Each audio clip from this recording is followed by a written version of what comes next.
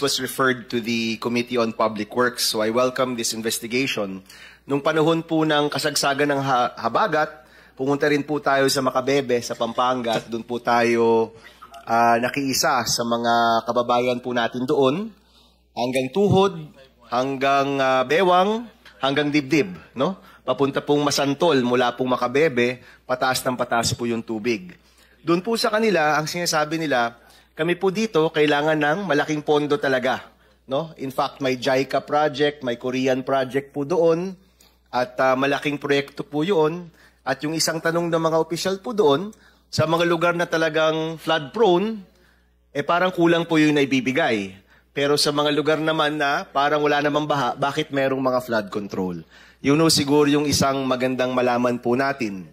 Yung isa pa, yung flood control, ano po ba talagang ibig sabihin nito? Ito ba'y dredging? Ito ba'y pagbuo ng bagong infrastruktura? Ano ba talagang ibig sabihin ng flood control para malaman rin po ng taong bayan kung bakit ganyang kalaking pera ang ginagastos ng bansa po natin kahit yung resulta naman ay parang tuloy-tuloy pa rin yung pagbaha.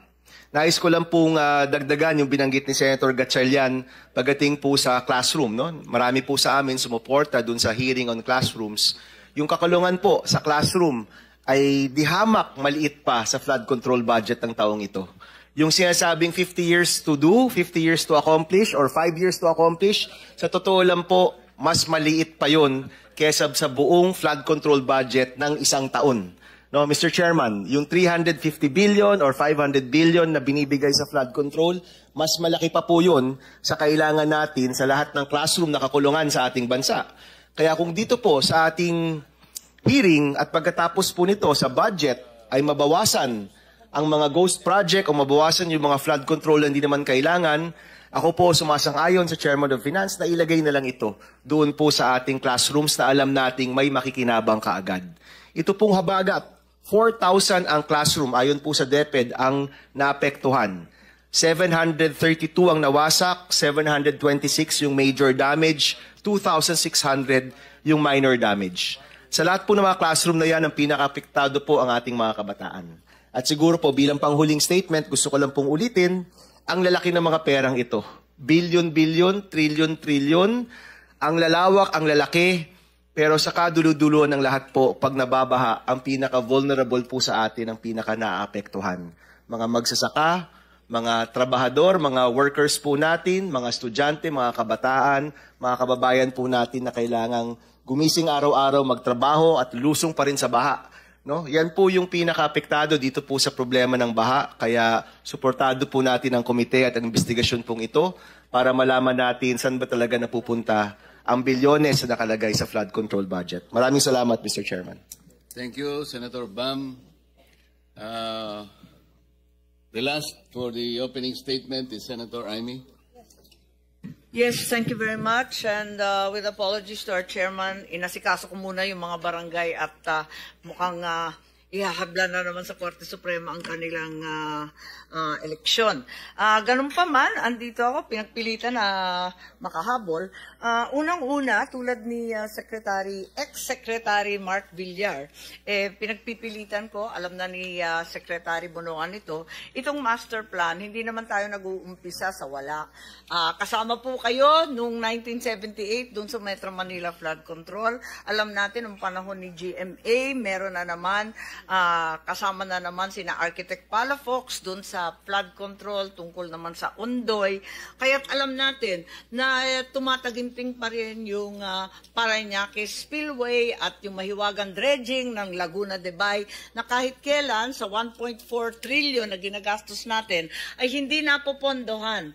Ang laki ng aking inggit sa iba't ibang bansa na kalapit natin sa climate change efforts nila na pangkalahatan ang Singapore na meron ng barrage, meron pa silang Long Island Plan at meron naman ang Malaysia, ililipat ng buo ang kanilang capital na forever flooding sa Putrajaya, bagong lungsod. Ang Indonesia, talaga naman sikat dahil sa kanilang green infrastructure, ang kanilang community building against against climate change, ang kanilang river rechanneling and maintenance. Saan naman yung ating new technology, saan atin ang long-term plan? Kung sasabihin may National Flood Control Plan, parati naman na uuwi sa unprogrammed. Huwag naman tuloy ang gawin yan. Nakikita naman natin at siguro kailangan pansinin, ikalawa, ang National Flood Control Budget nag-umpisa sa 2025 sa 368 billion, nakita naman natin sa 2026, 275 billion na lamang. So, ibig sabihin, ang laki ng agwat kapag hindi pa dinagdagan yung congressional insertions. Ibalik sana natin sa talagang kinakailangan natin at tunay na bigyan diin yung mga master plan. Put your money where your mouth is, ika nga. Ikatlo, ibig ko lang dagdagan yung sinabi rin ni Senator Win tungkol sa 15 na pinangalanan ng ating Pangulo ng mga kontratista sa flood control. Alam naman natin, dun sa 15 yon, siyam pangalan lamang. Iba ang business plan po nila, hindi naman sila nagpapatayo ng anuman, hindi sila nagpa-flood control. Ang tunay, siguro ang karamihan doon sa 15, nagpapaupa lamang ng lisensya. Alam naman natin yan. Hindi naman sila totoo o tapat na kontraktor, kundi talagang merong mga AAA, quadruple A na mga lisensya, tapos for a fee, pwede mong hiramin. Ika nga. Siguro panahon na sabi nga namin ni Chairman to pierce the corporate veil of such corporations as Legacy, the various saints that are included who are hardly saintly in their behavior, and finally come to the reality that these contractors are not building anything, least of all flood control. Maraming salamat po. Thank you, Senator Amy. I acknowledge the presence of Senator Minority Leader Tito Soto. And for your statement also, sir. Okay ka na? If you are ready. No, I'm here to listen, Your Honor. Okay. Thank you, Mr. Chairman. Incidentally, the Secretary of the DPWH intimated his desire to make a short statement. Sir, you have the floor. Thank you very much, Mr. Chairman. Mr. Chairman, Your Honors, good morning. The Department of Public Works and Highways welcomes this opportunity to clarify and present the facts regarding the data on completed flood control projects submitted by the department to the Presidential Management Staff, which became the basis for the Sumbong sa Pangulo dashboard launched by the President on August 11, 2025. As reported, the Department of Public Works and Highways has recorded a total of 9,855 completed flood control projects between July 2022 until May of 2025. Of this, around 3,709 projects amounting to approximately 183 billion were actually started as early as 2020 and 2021 and only reached completion within the reporting period. This represents the continuity of multi-year efforts. We recognize the concern raised by the President during the launch of the Sumbong ng Pangulo last Monday, that while thousands of projects are reflected as completed, our citizens continue to experience recurring flooding. This is not a contradiction, but a call for deeper accountability. Flood management is a complex and continuing challenge shaped by land use, siltation of rivers, climate change, and importantly, by the quality of project implementation at the local level.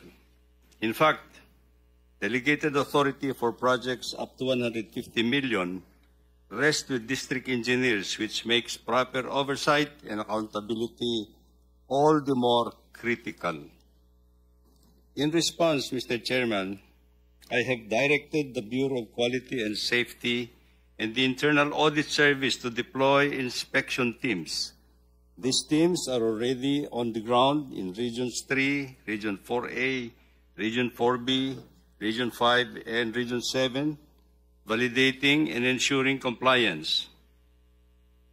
We have also begun instituting personnel reassignments and replacements in highly suspicious district engineering offices to safeguard the integrity of project implementation. We assure this committee and the Filipino people that the DPWH will fully cooperate in this inquiry. We are committed to validating the data, strengthening our monitoring and evaluation systems, and ensuring that every peso of public resources truly translate into real, tangible protection of our communities against floods. Maraming salamat po, Mr. Chairman. Thank you, Mr. Secretary. We will begin the initial questioning from members. Ako na muna.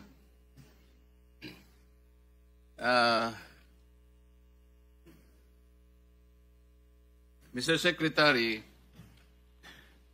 as already said by some of my colleagues, they are, I think, worried about the existence or non-existence of a master plan, an integrated, comprehensive master plan that will finally solve the problem of flooding in this country. Do we have that? Mr. Chairman, let me qualify. In the Philippines, we have recorded 18 major river basins. 18 major river basins. These are the rivers that would transcend not only in a locality, but transcends provinces and regions, for that matter. We understand that, Mr. 18. Secretary. We understand that. We have 18, Mr. Chair. Even if we have 100 river basins, Yes. until and unless you are able to present a master plan that will integrate Yes. these river basins, you will be going nowhere. That's You correct. will accept that. Yeah, accept, Mr. Chairman. Let me begin by asking you, in executing all these flood control projects, did you ever, either your district engineers or regional district offices, ever coordinated with The local government. the River Basin Control Office? Yes, Mr. Chairman. Let me explain a little bit. The answer is, the question is answerable by yes or no. There is a different. Have you ever coordinated with this obscure office called River Basin Control Office? I will explain to you why I'm asking this. It has a very, very significant relation to the subject matter of today's inquiry. Yes, Mr. Chairman. This River Basin Control Office was created by Executive Order 510. Kung nabasa po ninyo ito, sa Section 2, Paragraph B nitong Executive Order na ito pala yung mandato nitong maliit na opisinang ito, which is attached to the DENR.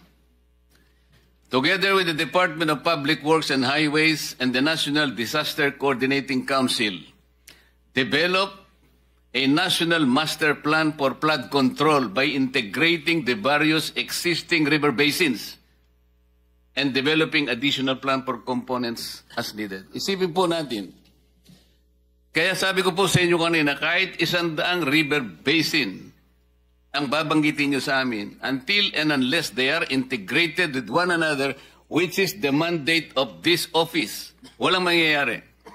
Bakit po in the entire equation, in the entire continuum of this problem, bakit hindi man lang nagsasurface itong opisinang ito? Where is it? And why is it? Siya pala yung merong mandato. Ngayon lang natin nalaman. Hanggat hindi po kayo nagko-coordinate, hindi po kayo pala yung regulator eh. Meron pang isang executive order number 816. Sabi po niya rito, referring again to the River Basin Control Office. Whereas, sabi niya, the integration and harmonization of various government mandates and resources. Kasama na po kayong lahat dyan.